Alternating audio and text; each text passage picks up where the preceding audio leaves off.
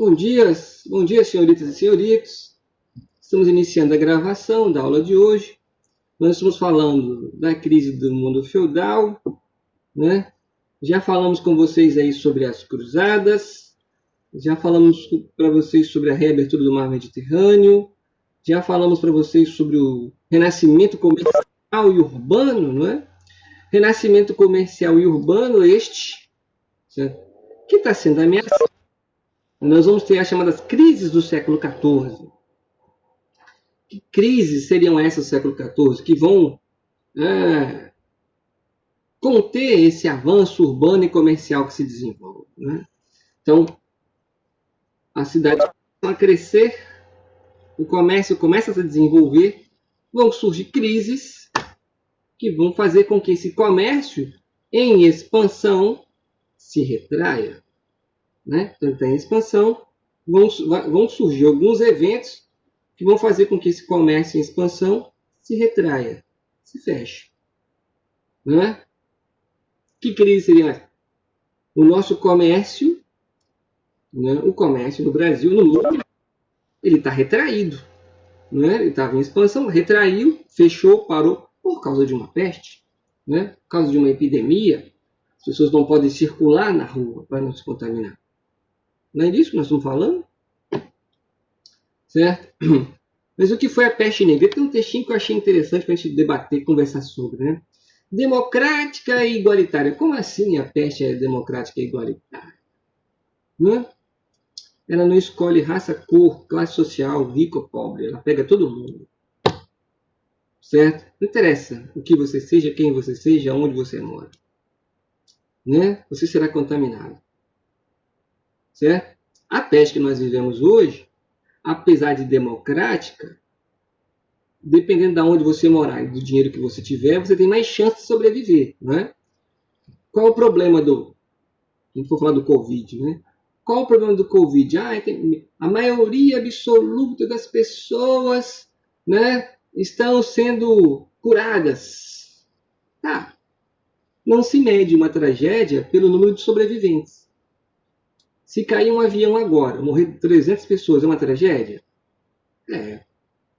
Mas cai um avião, a maioria dos aviões não cai. Não é a quantidade de sobreviventes que mede uma tragédia. Né? O problema da Covid é que se todo mundo ficar doente, esse é o ponto, as pessoas não estão entendendo isso, é que se muita gente ficar doente ao mesmo tempo, vão faltar leitos nos hospitais para que as pessoas sejam tratadas. Logo, está claro isso? As pessoas que têm acesso ao tratamento, né, às medicações, a um leito, a um respirador, se for necessário, essas pessoas têm chance de sobreviver. Apesar de algumas poderem vir a ter sequelas. Então, o problema da peste que a gente convive hoje, no caso a Covid, é esse. Se muita gente ficar contaminada ao mesmo tempo, vão faltar leitos para o tratamento. E as pessoas têm dificuldade de enxergar isso, talvez porque elas têm a percepção de que tem uma carteirinha verde, na carteira de plano de saúde. Eu tenho um plano de saúde. Mas se todo mundo que tem plano de saúde for atingido, vai faltar leito no hospital particular. É isso que as pessoas precisam entender. Certo? É isso. Daí o controle sanitário. Certo? A sensação que eu tenho é que as pessoas que têm acesso acreditam que podem viver a vida normalmente, porque se ficar doente, vai se tratar. Né? Tem histórico de atleta. Né? E aí não vai ficar doente.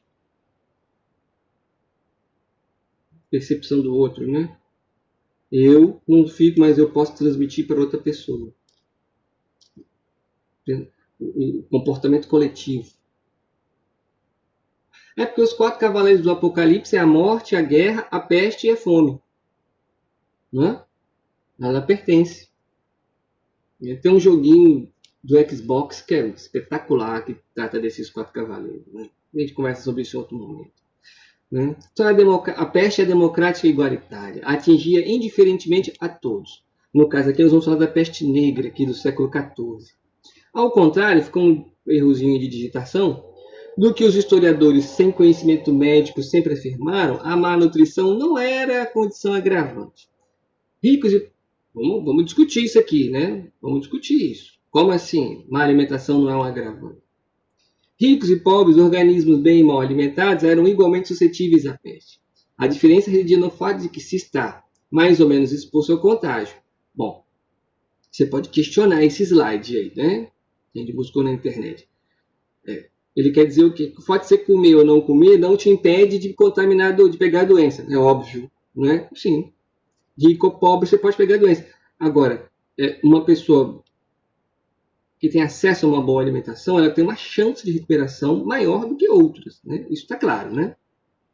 Grupos como coveiro, médico, padres eram mais atingidos em razão de suas profissões. Por quê? Porque eles têm contato com as pessoas, né? Hoje, no nosso caso, professores. Imagina a sala de aula com 35 alunos, né? Um espirro. A gente estava até conversando com um colega nosso. Antigamente você espirrava para esconder o pum que você deu. Hoje você dá um pum para esconder o espirro. Você deu um espirro para Covid, não é assim? Né? Bom, então existem algumas profissões que estão mais expostas. O policial, por exemplo, está exposto. Né? Né? Polícia, médico, pessoas do meio. Existem várias outras profissões hoje que expõem mais a gente. Né? Nas zonas rurais, as populações, como elas são mais esparsas, ou seja, distantes uns dos outros, como o contato não é tão grande para quem vive nas fazendas, né, no interior, a transmissão ela é mais lenta. Da mesma forma que o tratamento também fica dificultado. Né? E seriam mais poupadas que as pessoas na cidade. A única possibilidade de salvação... Deixa eu ver se está todo mundo aqui. A única possibilidade de salvação estava em manter-se afastados dos locais tocados pela peste. É o que a gente chama hoje de isolamento. Como é que você controla a peste? Isolando. Né? As pessoas isoladas evitam que essa peste se dissemine, né? Sendo transmitida para outras pessoas. O que nós estamos vendo? Vamos usar a Europa, porque o Brasil não fez nada parecido. A Europa teve o boom, os países não decretaram lockdown nas regiões, e ninguém saía. Né? 15, 20, 30 dias. Aí você controlou a incidência da doença, e no momento que o índice ficou bem baixo, o que foi permitido? Que as pessoas voltassem a sair. Né? Que as pessoas voltassem a sair, a se relacionar. O que nós estamos percebendo? Que com a reabertura, o índice de contágio está aumentando. E o que essas cidades vão ter que voltar a fazer? Fechar de novo, é a perspectiva. Aqui é tão engraçado que nós estamos discutindo o aumento dos números dos casos, né? O governo ameaça fechar de novo o comércio, mas concomitantemente ele discute em abrir escolas. Difícil entender qual a relação. Né? Existe uma questão política, existe uma questão econômica ao entorno disso, tá, gente?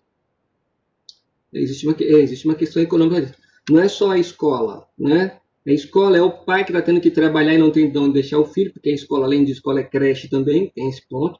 Aí larga, paga o colégio porque deixa o filho lá e a escola educa o filho dele. Olha aqui, vai dizer que não tem isso, né?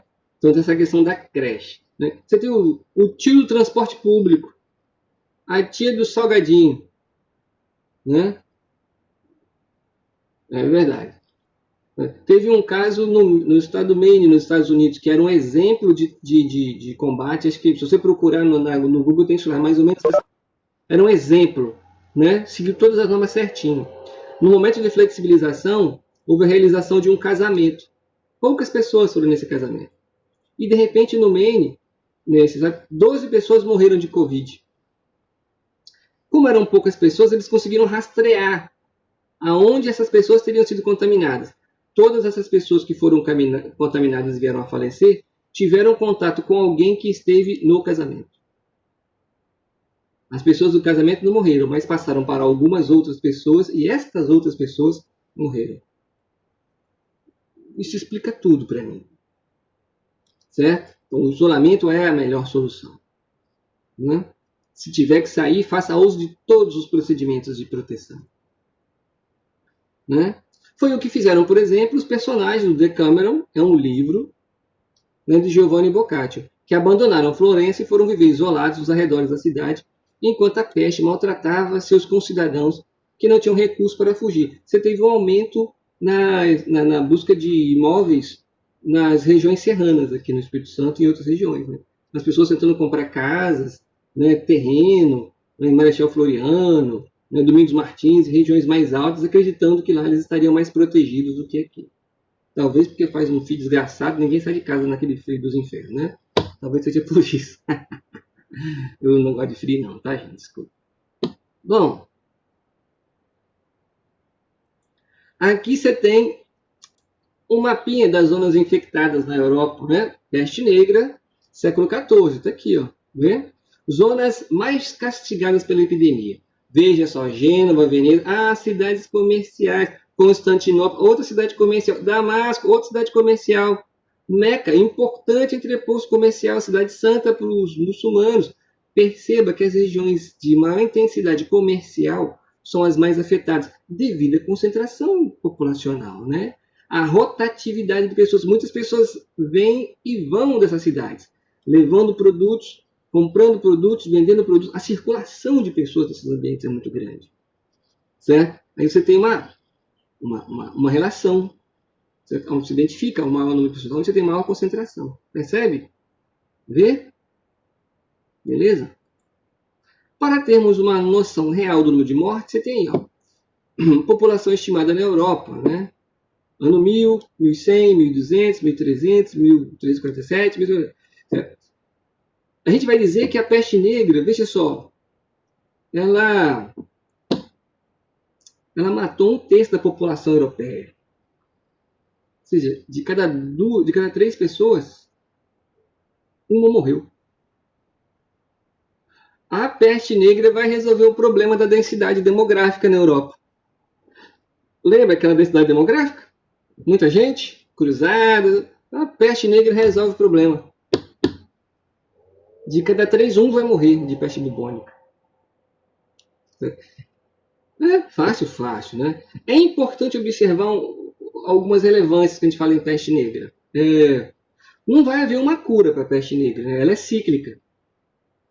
De acordo com o clima, com o tempo, você vai ter a proliferação de ratos, certo? Logo a disseminação de doenças. É óbvio, né? A observação, né? A ciência, certo? Eles vão perceber que a doença tem relação com a disseminação de ratos. Ratos está ligado à falta de saneamento, está ligado à higiene, à limpeza, e aí você vai passar a ter um cuidado maior com as cidades, certo? Para evitar essa disseminação dessa praga, né, do rato, consequentemente das doenças. É importante prestar atenção nisso. Por exemplo, todo ano a gente fala em dengue, né? Agora você tem dengue, chikungunya, o que mais? Dengue, chikungunya, tem mais umas doenças, né? Oriunda de mosquito. Certo? Aí tem estações do ano em que essas doenças explodem, né? Vários casos de doença. O Espírito Santo é o segundo estado com mais casos de chikungunya, por exemplo. Certo? Vários casos dessas doenças surgem, eclodem em determinadas etapas do ano. A pergunta é, o que produz, o que leva à proliferação desses mosquitos nas cidades? O que faz proliferar o mosquito da dengue? Água parada. Aí eu te pergunto, as pessoas não sabem disso? Se as pessoas sabem disso, por que elas insistem em acumular lixo nos seus quintais, favorecendo a essa água parada, logo a disseminação de mosquitos da dengue, ou chikungunya, ou qualquer um outro, que podem levar pessoas à morte? Por quê? É uma pergunta. A gente está vivendo Covid. Se a gente está vivendo Covid, a ideia é o isolamento para achar uma cura, por que as pessoas insistem em sair? Exato, a culpa é sempre do outro. Né? Eu tomo todos os cuidados possíveis, o meu vizinho faz uma festa. A gente fica com a sensação de que é otário, né? Eu limpo o meu terreno, limpo o meu quintal está limpinho. Nem água do xaxi da planta tá sequinho, tá lá. Né? O meu vizinho tem pneus no seu quintal. engradados de cerveja, cheios de água por causa da chuva. Quem não presta é gente, né? Que toma todos os cuidados. Então, se você observar, nós falando de peste negra, que ela vai ser cíclica, então ela vai ter momentos que vai matar um monte de gente, aí ela vai começar a amenizar, né? Vai passando o tempo, né? Essa proliferação vai reduzindo, aí vira o ano, puf, morre mais um monte de gente. Puf, percebe? E assim você vai trabalhando meios de conter essa doença. Nós convivemos no Brasil hoje com algumas doenças que poderiam já estar contidas, mas depende da conscientização das pessoas. Até porque o Estado não pode, de qualquer forma, entrar na sua casa e falar assim, porra, limpa isso aqui, bicho. Todo dia, né? Você fala hoje, vem lá o cara do mosquito da dengue, bota lá um venenozinho lá onde tem água encostada, vai embora, mas se você não der importância, continuar empoçando, você vai ter doença. Então, o importante é tentar ter este olhar para outras pragas. Nós estamos usando a peste negra para falar de outras doenças, né? Dengue, a chikungunya, o Covid, para perceber que muito do tratamento e da prevenção depende do indivíduo. Certo? No século XIV, você não tinha meios de comunicação tão abrangentes como nós temos hoje para promover essa conscientização. Hoje nós temos. Fica a dica para vocês aí. Quando acabar a aula, um tempinho, olha no seu quintal, vê se você tem material que empoça água, que pode vir a gerar, né, a proliferação do mosquito da dengue. Vê se a gente está fazendo o papel da gente. Né? Ver como é que a gente lida com isso. Aquela reflexão sobre se eu estou me isolando ou tomando todas as medidas necessárias para não transmitir o Covid para alguém. Certo? Tá aí. A peste negra vai matar 1/3 da população europeia. Certo? Como eu disse, você não vai ter uma cura para ela imediata. Ela vai ser cíclica. E a cada vez que ela vem e vai, você vai trabalhando meios de conter. Certo? Ela trabalha meios de conter. Beleza? Tranquilo?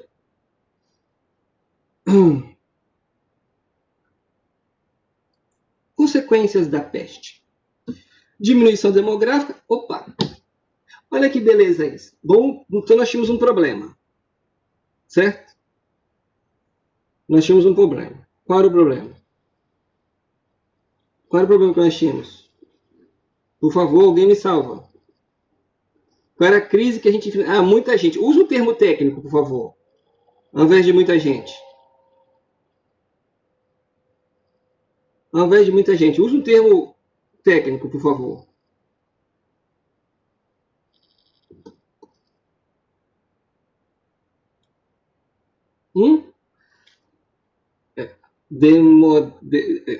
Densidade demográfica. Muito bom. Tá, taxa de natalidade alta, aglomeração. Densidade demográfica, esse é o termo. Beleza. Aí a peste vai diminuir, né? As pessoas vão morrer. Então o comércio estava expandindo, vem a peste, retrai o comércio. Né? Quando as coisas começarem a voltar ao normal, o que nós vamos perceber? Que morreu tanta gente que vai faltar o que na cidade? Que a maioria das pessoas estão no campo. Mão de obra. Agora eu não tenho gente suficiente para trabalhar. E se falta mão de obra, o que vai acontecer com o salário das pessoas? Aumento da valorização da força de trabalho. Mas para eu promover o comércio, né, e pagar a mão de obra, eu preciso de moeda. Para ter moedas, eu preciso de ouro, prata. E na Europa eu não tenho isso sobrando. Isso vai ter impacto no processo de expansão marítima. Isso vai ter impacto no processo de expansão marítima. Certo? A gente volta a falar disso aqui mais à frente. Questionamento e enfraquecimento da Igreja Católica. Bom, se tudo que acontece é fruto da vontade divina, por que Deus está nos castigando? Percebe o questionamento? Né? O que aquela criança fez para merecer tal sofrimento? São questionamentos. Certo? Então, a não solução, e o que seriam os pogroms que está aí embaixo? A perseguição a grupos étnicos ou religiosos. Você vai achar culpados pela doença. que justifiquem essa punição divina. Olha que louco, né? Você vai ter judeus, muçulmanos, você tem alguns locais específicos, mas principalmente judeus e reformistas, né? Aqueles identificados como hereges, que a gente já discutiu, né? Muitos deles serão presos e condenados à morte, à fogueira, um oferecimento da alma daqueles a Deus, certo? Como forma de punição, responsabilizando esses indivíduos pela peste. É muito louco isso, né? É muito louco isso. Né? Ainda bem que ninguém é perseguido hoje no Brasil por pensar de forma religiosa diferente. Não é? Ainda bem. Não sei se vocês viram no Morro, no Rio de Janeiro, o traficante se denominou evangélico, e como ele era traficante evangélico, ele mandou derrubar as casas de candomblé que tinham no morro. Um traficante, se disse evangélico cristão, mandou derrubar as casas de candomblé do morro. A piada é essa, né? Diminuição da produção e do consumo. Por que diminuiu a produção? Por que diminuiu o consumo? Porque diminuiu o número de pessoas para produzir, porque diminuiu o número de pessoas para consumir. Tem sentido, né? Só ligar os pontos, né? Mudanças nos costumes e no comportamento. Dá para trazer para hoje, né? Pós-Covid, você será a mesma pessoa? Enquete. É para o meu TCC. Você será uma pessoa melhor pós-Covid? O mundo será melhor pós-Covid? O meu TCC. Né? E todo mundo será. O que será? Né? O que mudou na sua vida? Que comportamentos você mudou com o Covid? Você ficou uma pessoa mais sensível? Você ficou uma pessoa mais. Como é que nós vamos colocar? Se tornou uma pessoa melhor, né? Com mais amor no coração, né? Uma pessoa mais paciente, né? Que comportamentos você pode identificar, certo? Em relação a você que tenha mudado para melhor durante a pandemia. Não precisa falar não, é só pensar a respeito. Certo? Só pensar a respeito. Porque o mundo vai ser melhor pós-Covid. Tomara. Né? Tomara. Colapso do feudalismo, né? Primeiras revoltas contra os senhores surgiram após a pandemia e muitas vezes. Certo? Que revoltas? Essa daqui, ó. As jaqueris. Então, revisando aí. Né? A peste negra, um evento no século XIV, que vai ter como consequência a redução da população europeia, né? Em 1/3 aproximadamente. Vai reduzir o consumo, vai reduzir a produção, mas vai valorizar a força de trabalho. Haja vista que faltam braços para produzir e para trabalhar. Beleza? Tranquilo? As jaqueris, né? O que seriam essas jaqueris? O que seriam essas jaqueris? Faz relação a Jacques Purron, né? Que seria uma leitura de João Ninguém, vamos entender assim, né? De um palavreado comum francês. Lá vem os João Ninguém, né? Quem liderar, aquele qualquer, certo? Vamos ver o slide. Já no fim do século XIII, nós estamos falando do século XIV, presta atenção. A decadência econômica e demográfica tornavam-se claros no Ocidente Europeu. Fatores climáticos como chuva e esgotamento do solo, você não tinha a mesma tecnologia de hoje, né, de tratamento e manuseio desse solo, em decorrência da utilização de técnicas que não repunham os nutrientes retirados pelas culturas agrícolas, levaram a acentuada queda na produção. Essa diminuição fez com que os nobres intensificassem a exploração do trabalho servil. Aquele trabalho onde ele tinha uma série de obrigações para cumprir, corvéia, talha, banalidades, etc. Com essa exploração era realizada através do tempo de trabalho nas terras dos senhores.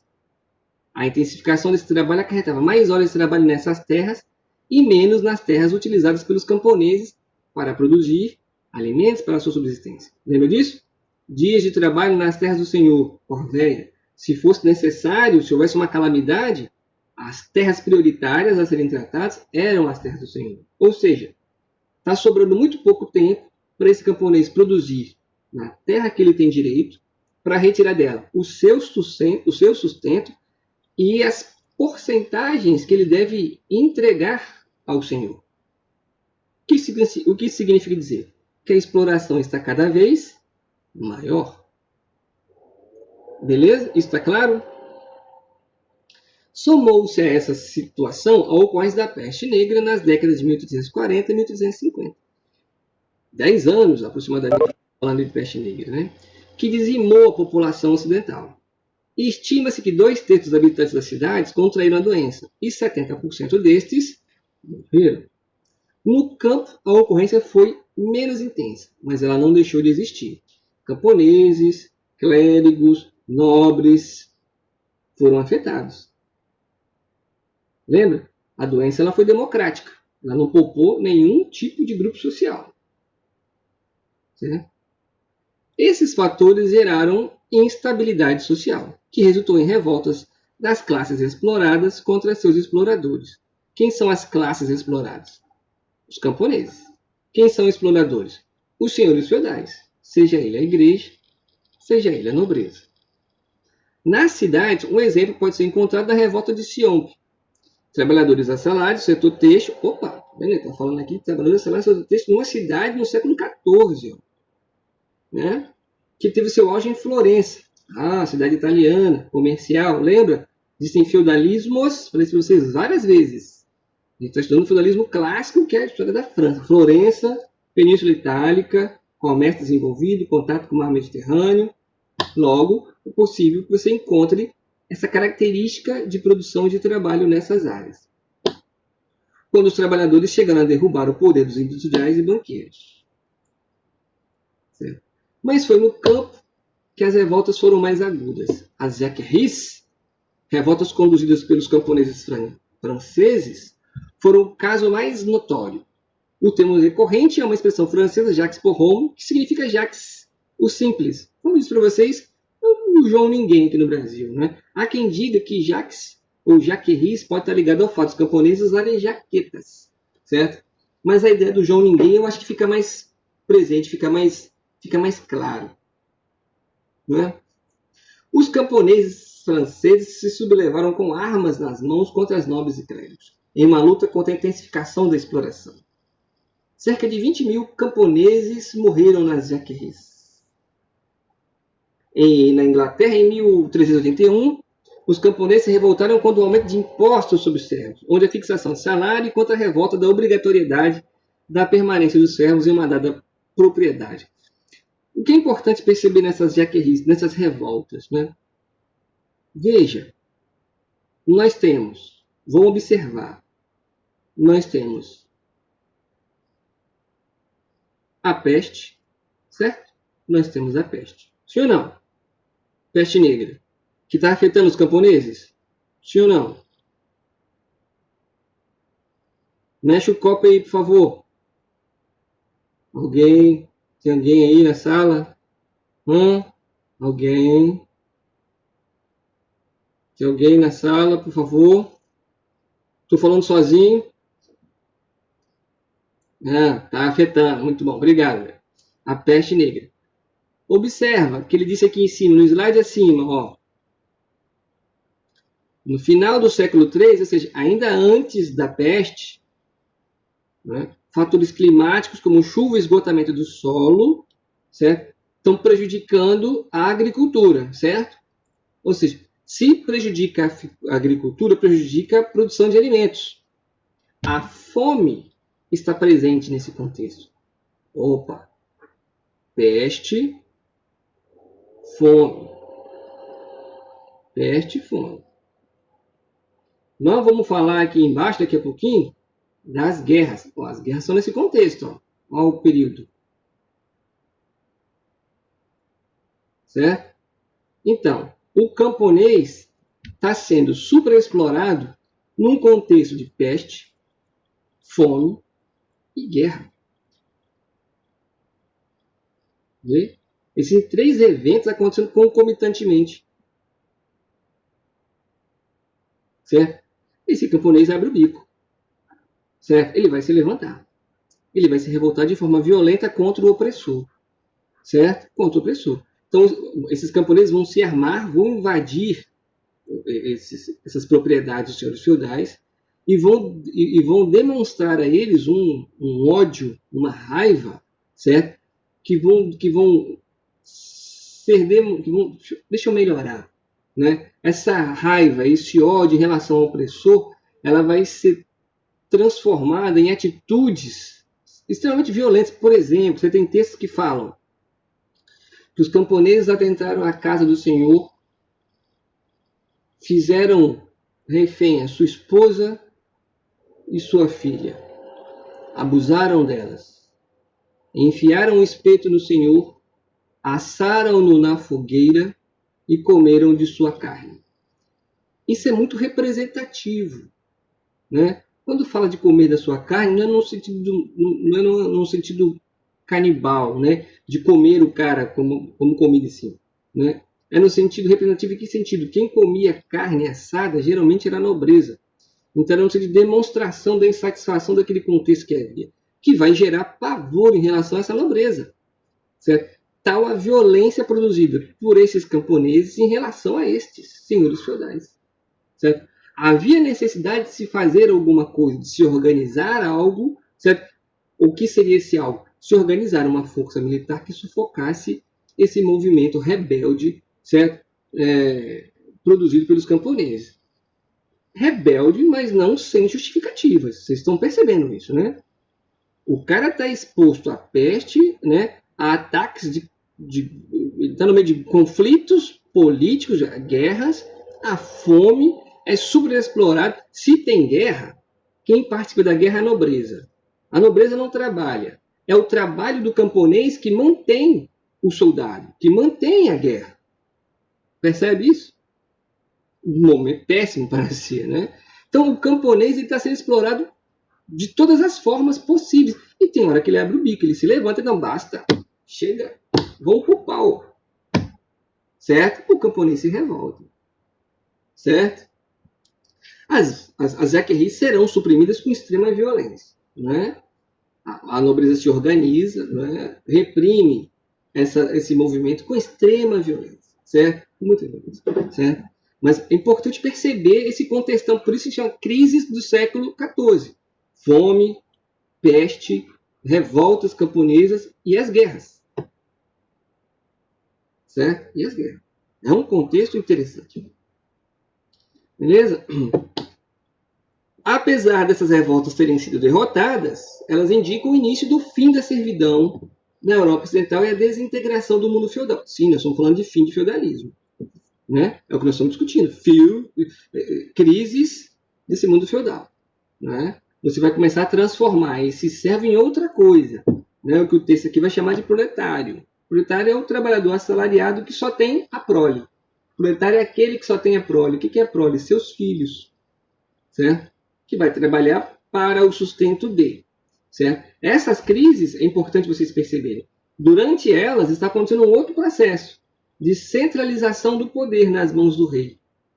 Então é importante entender esse slide para entender a centralização do poder na mão do rei. A nobreza vai ser a favor da centralização? A igreja vai ser a favor da centralização?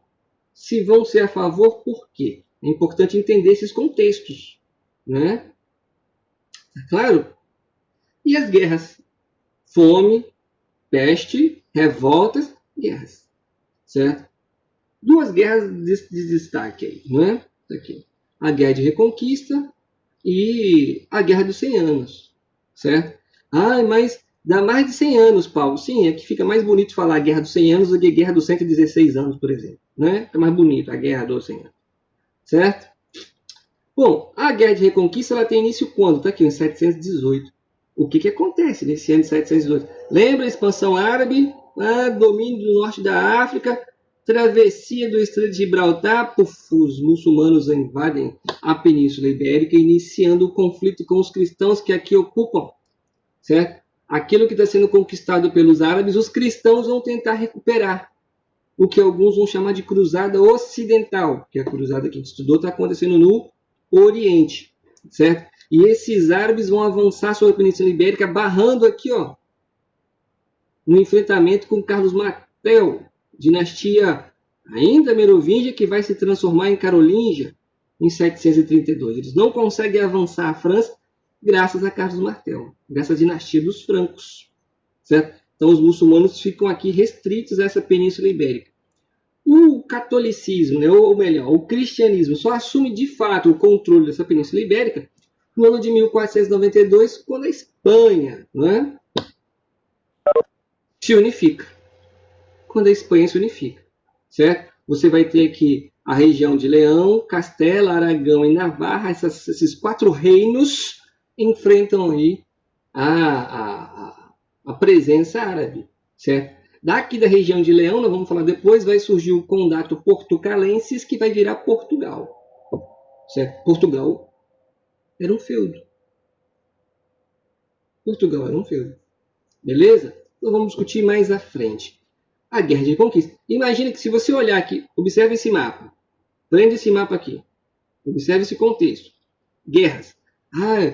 De 718, Paulo, a 1492. Todo dia tinha conflito, pau quebra. Não. Os conflitos são esporádicos. Mas a tensão entre os povos, ela está ali presente, né? A disputa por espaço, em relação a comportamento, pequenos atritos, questões legais. Então, essa disputa está ali presente. Em alguns momentos, ela vira disputa armada.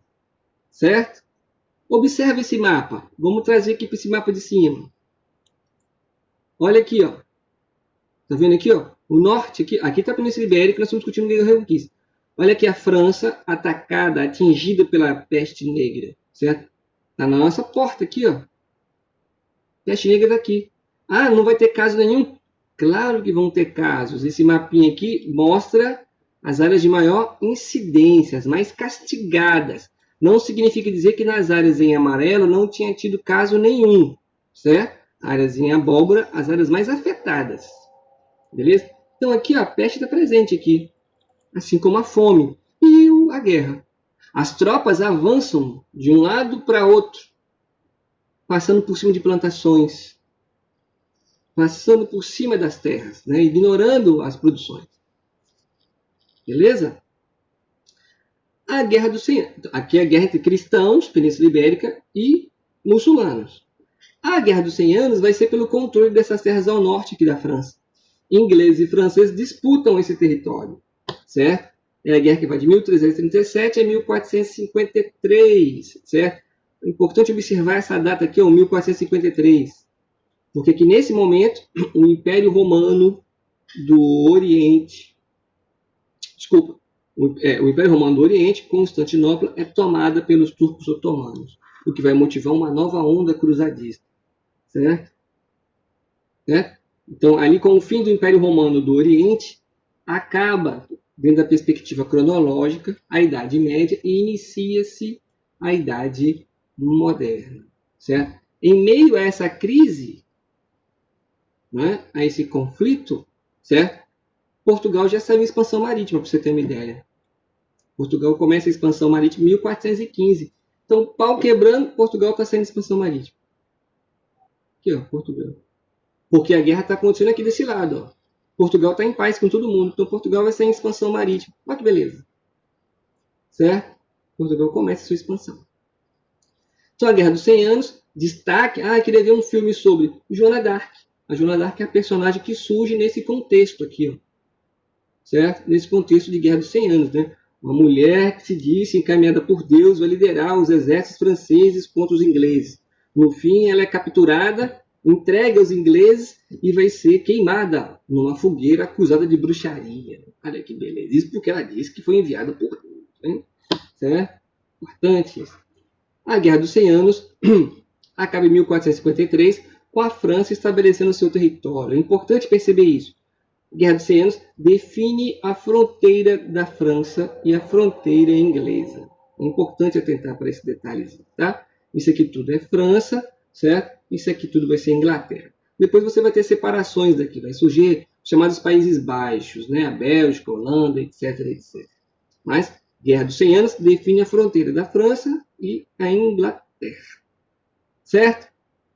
Bom, senhores, esse é o contexto do século XIV, as crises que vão afundar definitivamente esse mundo feudal. Na próxima aula, a gente começa a falar do processo de centralização do poder político, que tem tudo a ver com essas crises. Beleza?